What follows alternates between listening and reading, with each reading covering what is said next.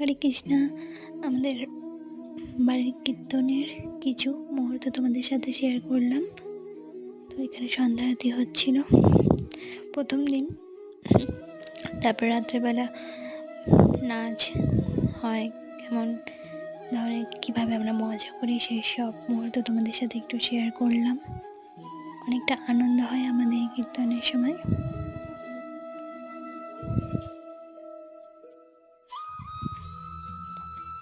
তারপর মেলা এসেছিল, সেভাবে তো তুলতে পারিনি, কিন্তু যতটুকু তুলতে পেরেছি তোমাদের সামনে তুলে ধরলাম।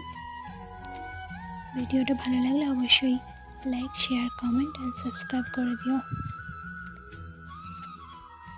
রাধে রাধে।